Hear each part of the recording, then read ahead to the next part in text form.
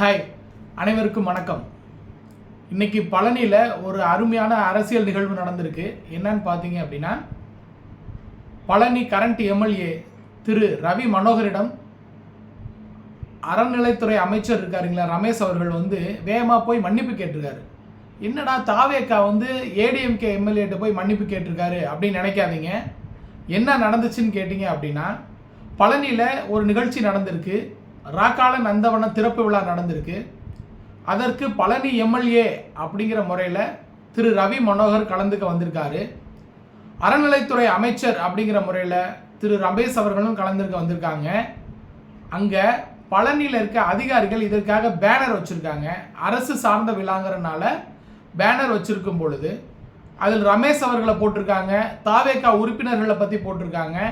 ஆனால் பழனியோட current MLA திரு ரவி மனோகரோட படத்தையோ அவருடைய பெயரையோ அதை போடலை.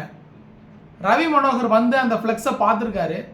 அதில் திறப்பு விழாலேயோ எந்த ஒரு சிறப்பு நிகழ்ச்சியிலையோ அவர் ஃபோட்டோவோ பேரோ இல்லாதனால அவர் ஓரமாக ஒதுங்கி நின்றுருக்காரு.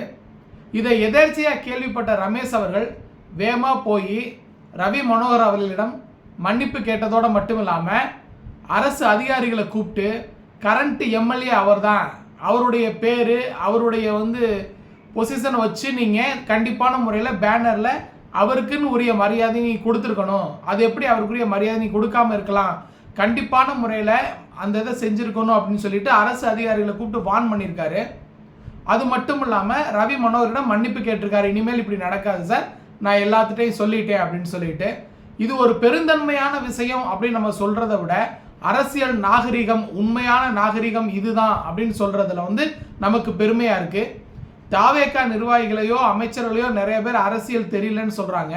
பட் அவங்க எடுத்து வைக்கிற ஸ்டெப் ஒவ்வொன்றும் பார்த்தீங்கன்னா அரசியல் நாகரிகம்னா இப்படித்தான் இருக்கணும் அப்படிங்கிறத எல்லாத்துக்கும் உணர்த்துற மாதிரி இருக்குது அப்படின்னு சில மக்கள் மட்டுமல்ல, எனக்கும் இந்த அபிப்பிராயம் இதன் மூலமா தோணுது. உங்களுடைய மேலான கருத்துக்களை பதிவுமாறு அன்புடன் கேட்டுக்கொள்கின்றேன். நன்றி, வணக்கம்.